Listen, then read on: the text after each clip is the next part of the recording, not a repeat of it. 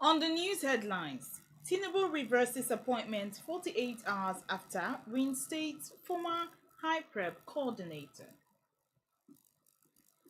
Ex-Senate President Lawan Disowns Anti-Tinubu comment.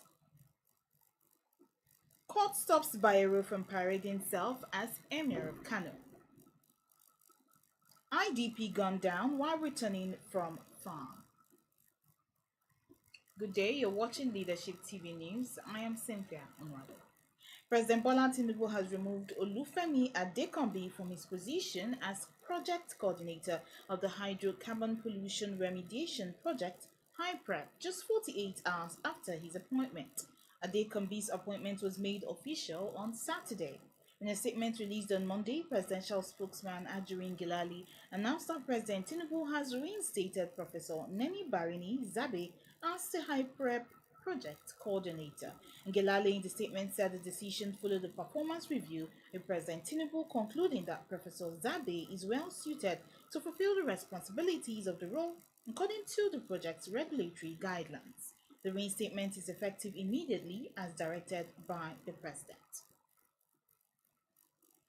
Moving on now, days after the Senate Chief Whip and Borno South Senator Muhammad Ali Ndume came under attack from the presidency for criticizing President Bola Tinubu over the state of the nation, the immediate past president of the Senate, Ahmad Lawan, has distanced himself from an anti-Tinubu comment. An online news portal had quoted Lawan as purportedly blaming some of President Tinubu administration's policies for causing hunger and untoward hardship on Nigerians. But Lawan has denied the online report credited to him, describing it as untrue, insensitive, and divisive. In a statement signed by his media advisor, Dr. Ezreal Tabiowo, on Monday, the Yobe North senator strongly condemned and categorically denied the online report, saying it was false and malicious. Tabiowo noted that Senator Lawan stands firmly in support of President Tinubu, whom he campaigned vigorously for ahead of the 2023 general election, adding he remained committed to working with the administration for the progress and prosperity of Nigeria. Accordingly, we urge all Nigerians to be vigilant and responsible in their consumption of information. We also encourage the public to rely on credible sources and to reject the news that is intended to mislead and divide, he stated. And now the National Bureau of Statistics (NBS) has released the latest inflation figures, revealing that the headline inflation rate in Nigeria increased to 34.19% in June 2024.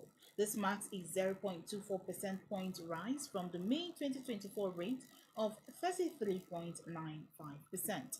On a year-on-year basis, headline inflation surged by 11.40 percent points, up from 22.79% in June 2023. This significant increase highlights the persistent inflationary pressures affecting the economy. One of the primary drivers of this overall inflation is the rise in food prices. The food inflation rate in June 2024 reached 40.87% on a year-on-year basis, which is 15.62 percent points higher than the 25.25% recorded in June 2023.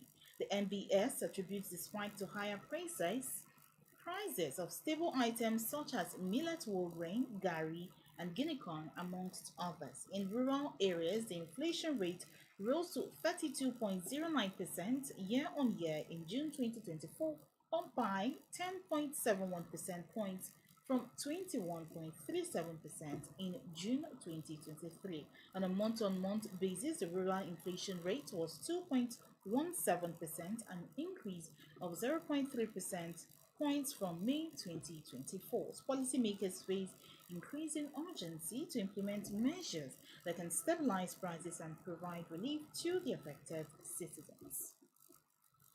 Now we move to Kano State. A Kano State High Court presided over by Justice Amina Adamu Aliyu has instituted a perpetual injunction restraining Aminu Ado Bayero and four other detained emirs in the state from presenting themselves as traditional rulers.